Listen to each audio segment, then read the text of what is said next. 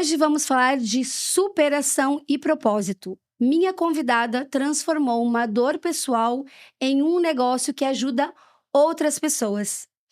Caroline de Bortoli, enfermeira de formação e hoje atua como tricologista. Primeiramente, eu gostaria de agradecer pela oportunidade de estar aqui com vocês, compartilhando um pouquinho da minha história. E hoje eu venho trazer para vocês como a tricologia ela entrou na minha vida.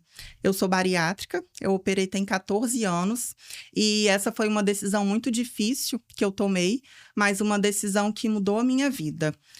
Quando eu me submeti ao procedimento de bariátrica, eu realmente virei a chavinha e mudei todos os meus hábitos de vida, né?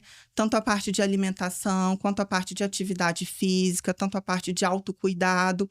E, principalmente, a alimentação, a gente tem uma restrição em relação à quantidade de alimentos ingeridos e também a parte de absorção dos alimentos. E isso tudo refletiu na minha saúde capilar. Eu tive queda de cabelo significativamente e isso afetou muito a minha autoestima.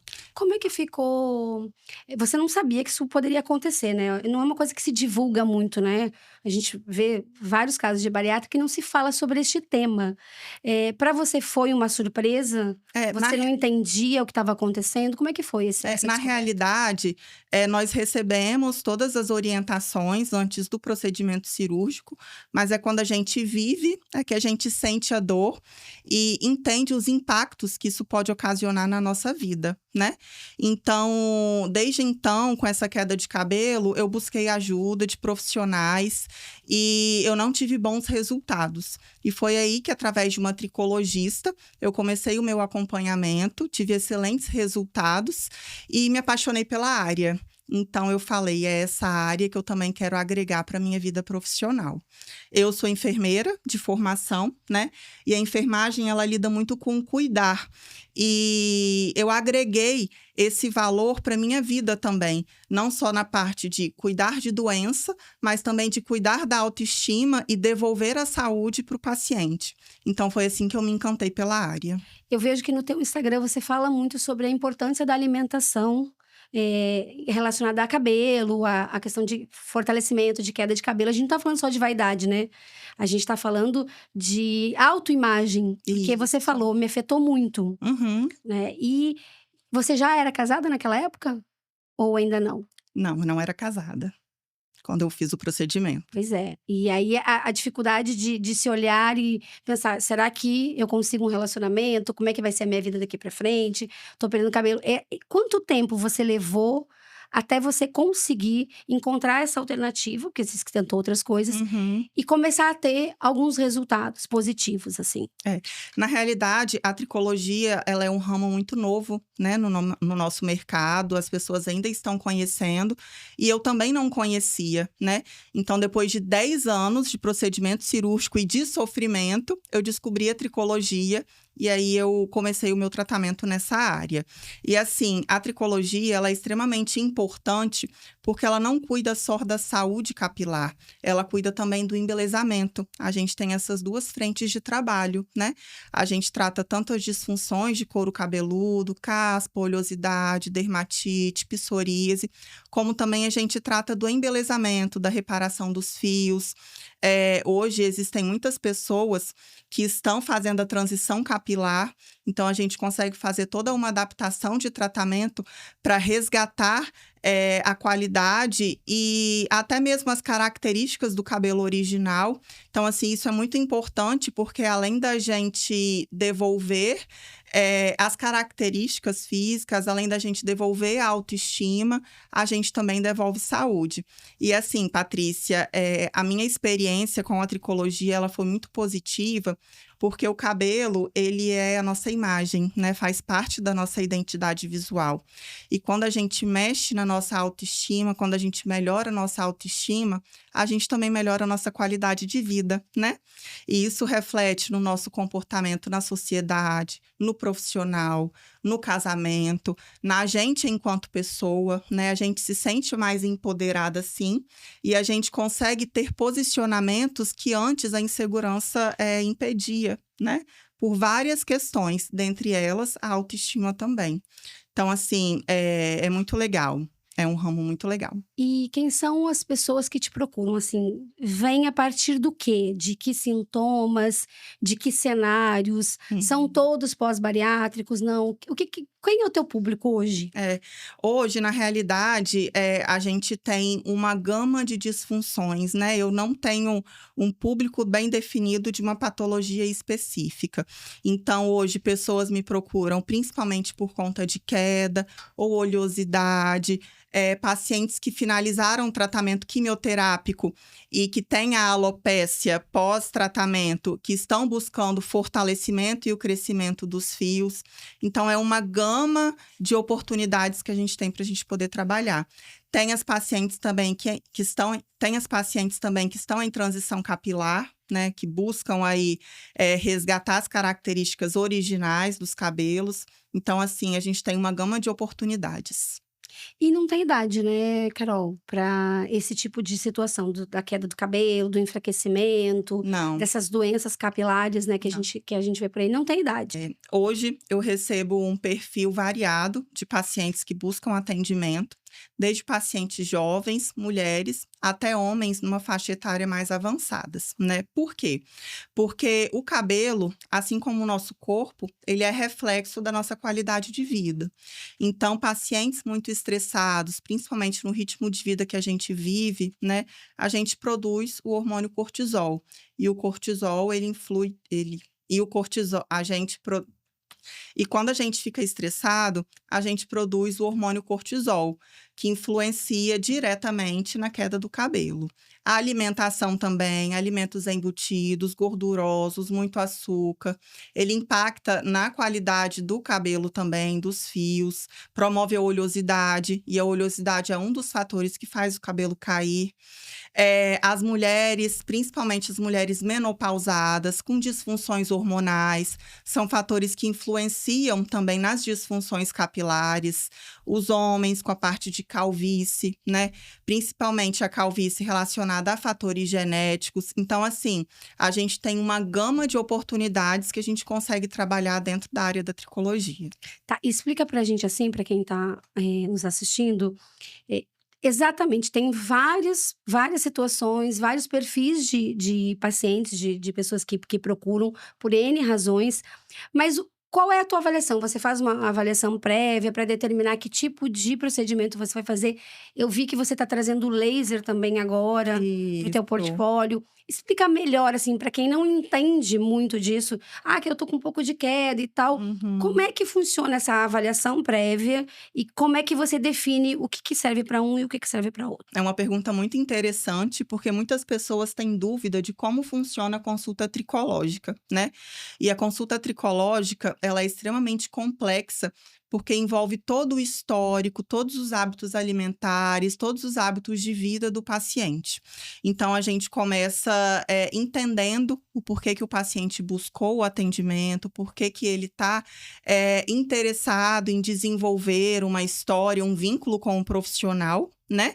E depois a gente parte para o exame físico. O exame físico, a gente faz uma avaliação a olho nu, no couro cabeludo, e posteriormente a gente faz uma avaliação com o tricoscópio.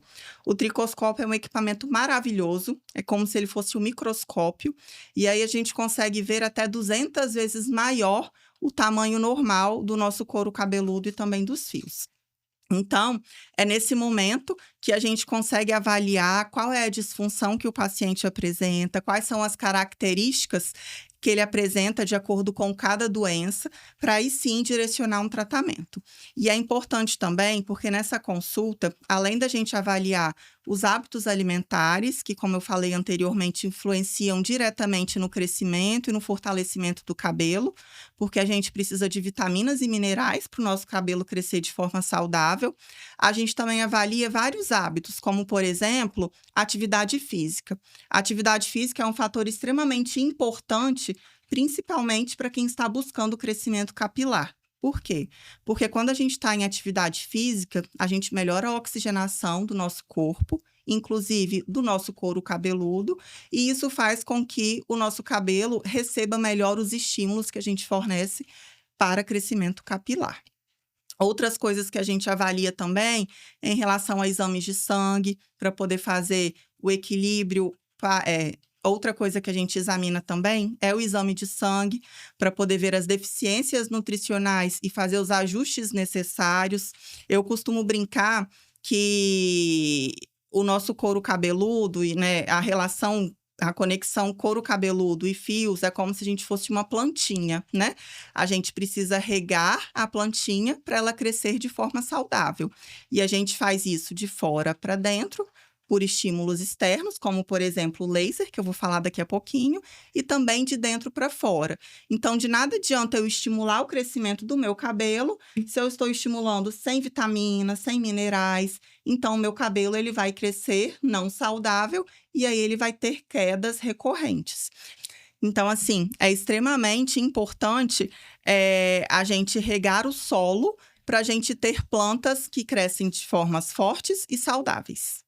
Então, a gente, na tua avaliação, é como se fosse uma coisa holística, né? Multidisciplinar. Isso. Não basta, não é um fator só. Não é a pessoa chegar lá com um problema e você vai dar não sei se usa medicamentos também, provavelmente, ou fazer um laser que vai resolver.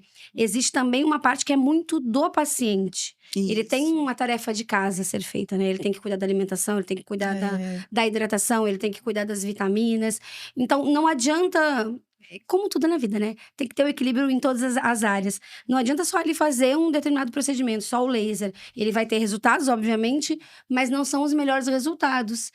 Quando ele faz todo o processo, quando você olha para a vida dele inteira e vai dizendo, ó, tem que mexer aqui, tem que mexer ali, o resultado ele vem muito mais rápido, de forma muito mais consistente. Seria isso? Exatamente. É o que a gente chama de tricologia integrativa, né? A gente não trata somente o cabelo, a gente trata o que tem por trás disso. A gente trata o ser humano como um todo. Nós somos reflexos do que a gente sente, do que a gente faz, do que a gente se alimenta. Então, todos esses hábitos, eles influenciam diretamente na nossa saúde capilar. Então, através da minha consulta, a gente consegue encontrar o equilíbrio para manter uma boa qualidade de vida, o que reflete também na saúde capilar.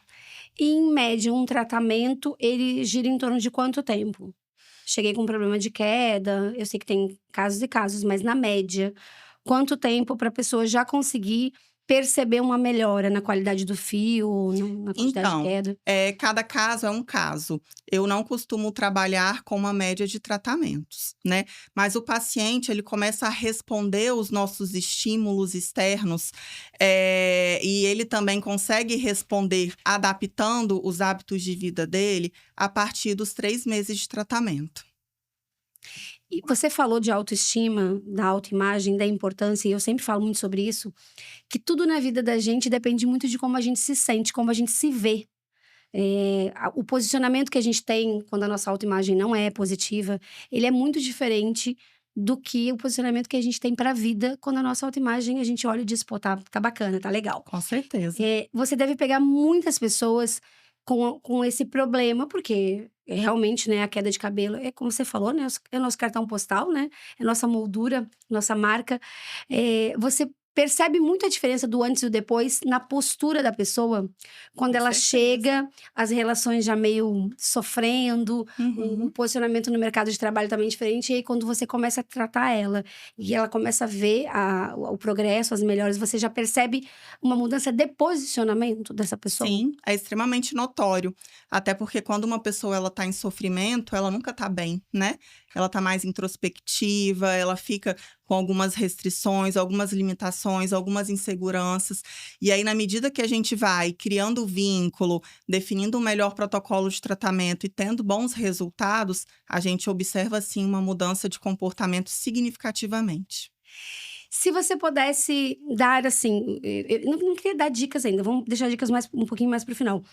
Mas se você pudesse dar o teu autocuidado hoje, ele é diferente do que era antes, com certeza. Você deve ter uma rotina aí de autocuidado, Com toda que a certeza. gente pudesse replicar.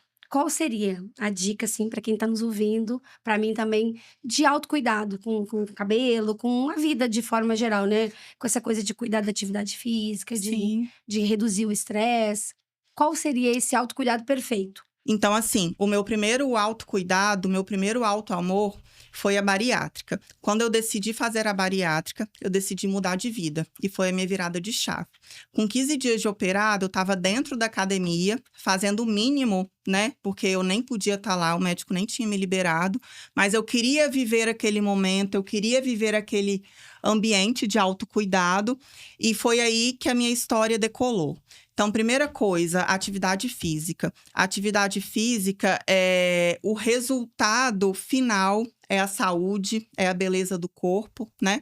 Mas é muito além disso. Primeiro de tudo é o emocional, né? Eu, por exemplo, quando eu não vou malhar, eu não fico bem de dia, eu não produzo a endorfina, não produzo os hormônios que me dão a sensação de bem-estar, eu sinto que falta isso em mim. Então, assim, atividade física é a primeira coisa que eu sugiro, né? Pra gente ter uma melhora na nossa qualidade de vida e pra gente se cuidar. Além disso, a atividade física, ela melhora a oxigenação, né? Que melhora a resposta ao crescimento capilar. Então, essa é a primeira coisa. E depois? Alguma coisa que você passa no cabelo, alguma coisa que a gente possa Rotina de fazer autocuidado, né? Depois da atividade física, entrou a alimentação, né? Então, assim, eu sou extremamente regrada. Eu me permito viver bons momentos, tomar bons vinhos, né? Comer boas comidas. Mas são as exceções, são os finais de semana, né? Mas a alimentação também, ela faz parte do meu autocuidado. E claro que depois entrou o cuidado com os meus cabelos, né? Desde quando eu iniciei a tricologia como paciente, eu venho cuidando dos meus cabelos diariamente. Então, eu tenho produtos de home care adequado, que eu utilizo diariamente.